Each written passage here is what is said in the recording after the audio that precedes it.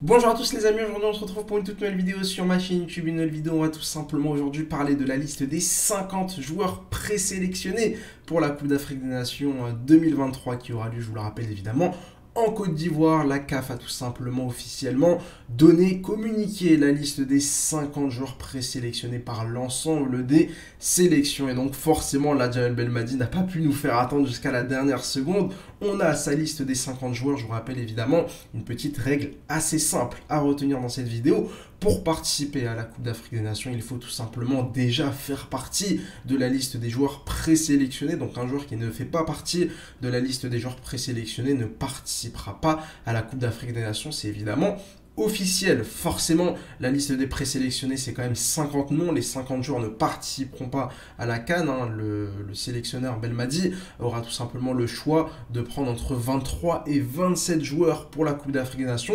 Il peut évidemment en prendre que 23, il peut aller jusqu'à 27. Et donc, on se retrouvera tout simplement avec 23 joueurs, voire 27 joueurs laissés sur le côté. Donc, ça fait quand même la moitié de la liste que je vais vous présenter dans quelques instants qui ne participeront pas tout simplement à la Coupe d'Afrique des Nations. On est parti sans plus attendre avec cette belle liste qui s'affiche tout simplement sous vos yeux. 50 noms que j'ai tout simplement classés par poste, voilà, pour que ce soit quand même un peu plus simple dans l'analyse, un peu plus simple dans la présentation. Je vous mets ici la liste officielle entre guillemets qui a été distribuée par la CAF. Vous le voyez bien, les joueurs sont mélangés, il n'y a pas vraiment d'ordre, il n'y a pas vraiment de logique respectée. Donc pour un souci de compréhension, je vous ai tout simplement mis la liste selon les postes. Zerba, Mandrien, Boulhi, Benbot, Boulendi et Merbah au poste de gardien de but. Écoutez, il n'y a pas vraiment de surprise. Alors c'est vrai que la présence de Boulendi, elle peut être quand même assez surprenante.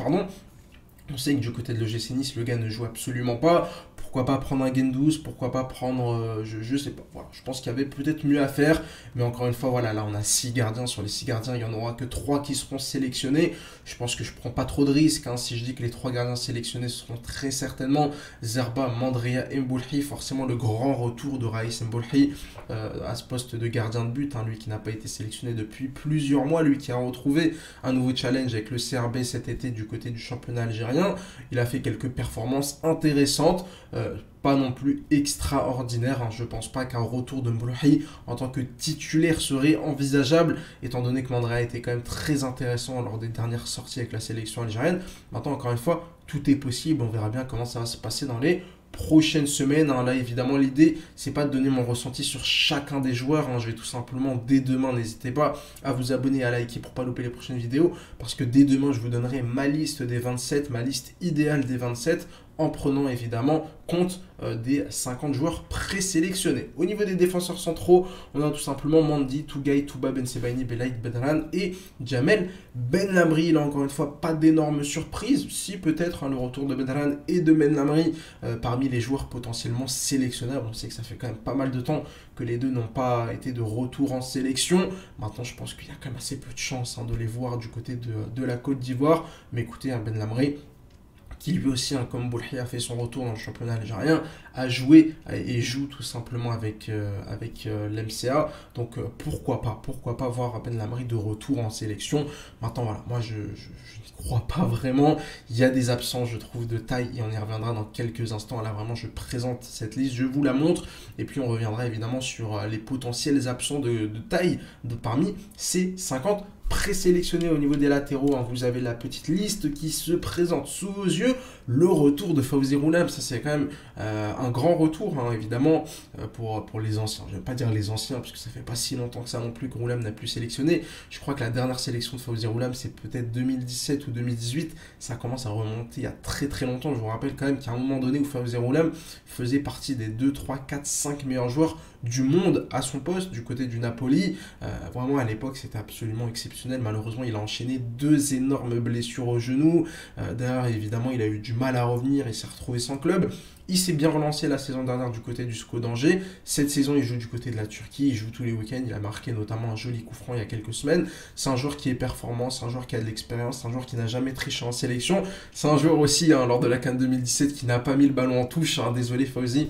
On est obligé, évidemment, de rappeler rappeler cette fameuse action. Mais voilà, moi c'est un mec que j'apprécie, il était présent évidemment en 2014 avec cette belle Coupe du Monde. Il a fait partie voilà, des cadres de la sélection entre 2014 et 2017. Malheureusement, une période où l'Algérie a eu du mal tout simplement à confirmer ses espoirs suite au mondial brésilien. Mais voilà, pour moi c'est un joueur qui n'a jamais triché, je l'apprécie. Et le revoir dans une liste de joueurs présélectionnés, ça me paraît quand même assez logique. Et puis surtout, il y a un moment donné, t'es performant en club, tu joues en club, c'est normal de te retrouver parmi les joueurs sélectionnables. Au milieu de terrain, là encore une fois, il y a pas mal de monde. Il y a pas mal de monde au milieu de terrain, c'est très certainement le poste le plus fourni de la sélection algérienne, le poste où il y a le plus de concurrence, le poste où les places vont coûter très cher. Le retour évidemment d'Ismaël Benasser, ça c'est évidemment la grande nouvelle, la très bonne nouvelle. Moi j'étais quand même assez confiant d'un retour de Benasser pour la Coupe d'Afrique des Nations, lui-même l'a dit. Il devrait être de retour lors de cette CAN du côté de la Côte d'Ivoire. Il n'a pas encore eu de titularisation avec l'AC Milan, mais il est entré plusieurs fois en cours de jeu. Je pense que physiquement, ça devrait le faire. Peut-être que pendant la Coupe d'Afrique des Nations, pendant les phases de poule, il ne va pas directement démarrer titulaire. Peut-être, pourquoi pas, le démarrer titulaire sur le deuxième ou sur le troisième match pour qu'il soit vraiment à 100% pour une éventuelle qualification en huitième de finale. Mais voilà, le retour de Benasser, c'est pour moi le meilleur joueur algérien. C'est pour moi le meilleur milieu de terrain algérien. C'est pour moi même le meilleur milieu de terrain africain. C'est évidemment une excellente nouvelle, son retour du côté de la sélection et du côté évidemment des joueurs présélectionnés. On a aussi quelques joueurs qui auront, je pense, un peu du mal à faire partie de la liste finale. Victor Lekhal qui évidemment a fait un choix voilà, malheureusement très préjudiciable pour sa carrière, le fait de quitter le Havre, aller au Qatar. Je pense que c'est un joueur qui aurait pu vraiment faire partie sans problème de la liste. Et malheureusement pour lui, il a fait un choix voilà, assez préjudiciable, son choix de carrière. Il a privilégié entre guillemets l'argent. Écoutez, hein, c'est tout à son honneur. Chacun fait ses choix pour lui et pour sa carrière. Il y a aussi évidemment Serieux. J'espère évidemment, petit spoil, que Serieux fera partie de cette liste des sélectionnés. On a aussi des joueurs qui sont en délicatesse physique. On peut penser à Oussem Aouar qui pourrait tout simplement louper la Coupe d'Afrique des Nations pour cause de blessure, mais qui est quand même présent parmi la liste des présélectionnés. Voilà, beaucoup de monde à ce poste de milieu de terrain. Et puis on va tout simplement enchaîner avec les ailiers. Les ailiers, là on a pas mal de grands retours parmi les ailiers.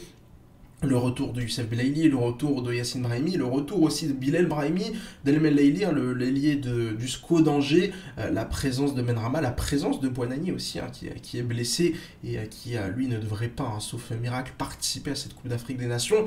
Beaucoup de monde là aussi à ce poste d'ailier et dire qu'il faudra en prendre que 4 ou 5 maximum. Les places vont aussi là aussi coûter très cher. En tout cas, on a vraiment de la qualité à ce poste-là. Et puis évidemment, les attaquants de pointe, vous les voyez, on en a tous simplement 6. Alors c'est vrai que j'ai un peu triché, j'ai mis Amine Gouiri et Amoula au poste de numéro 9. Enfin voilà, pour moi c'est des numéros 9, c'est des numéros 9.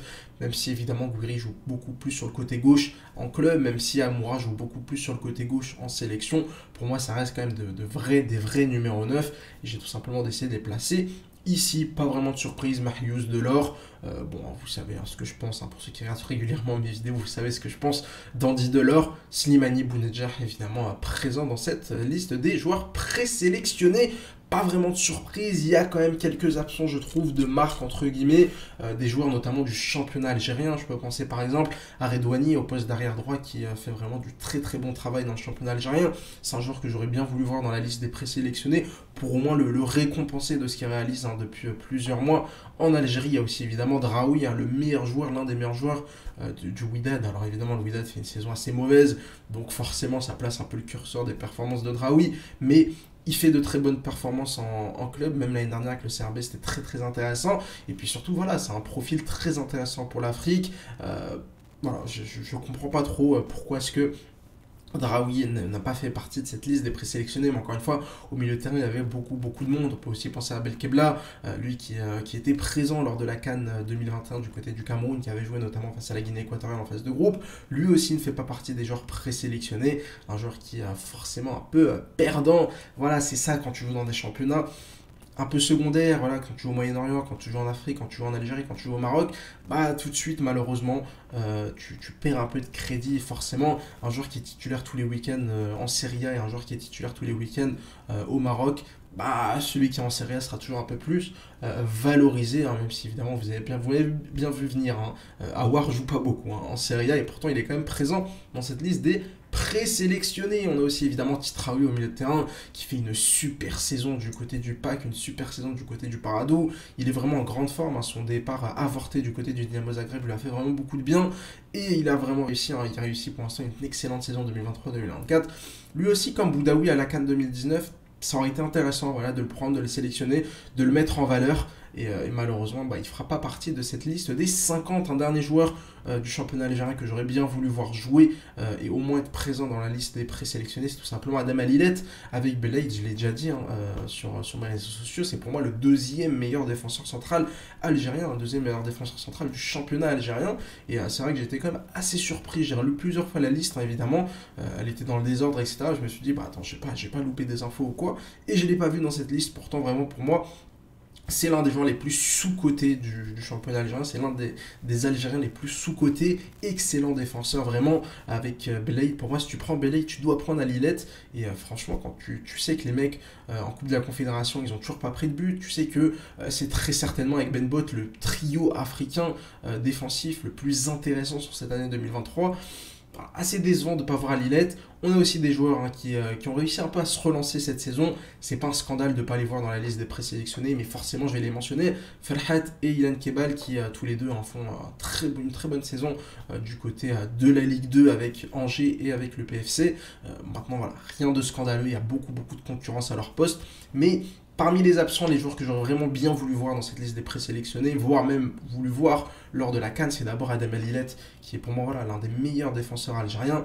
Quand je vois des Bedran, quand je vois des Ben Lamri, quand je vois des Touba, avec tout le respect que j'ai pour eux, je pense qu'Alilet n'a rien à leur envier. Et puis évidemment, un joueur comme Redouani ou un joueur comme Titraoui, je pense que c'est des joueurs qui auraient pu t'apporter pendant cette CAN. Voilà les amis, hein, pour cette petite vidéo sur la liste des 50 joueurs présélectionnés. On a parlé quand même pendant plus d'une dizaine de minutes sur cette liste. N'hésitez pas à me dire évidemment en commentaire, hein, ce que vous en pensez, tout simplement. Quels sont pour vous les grands absents?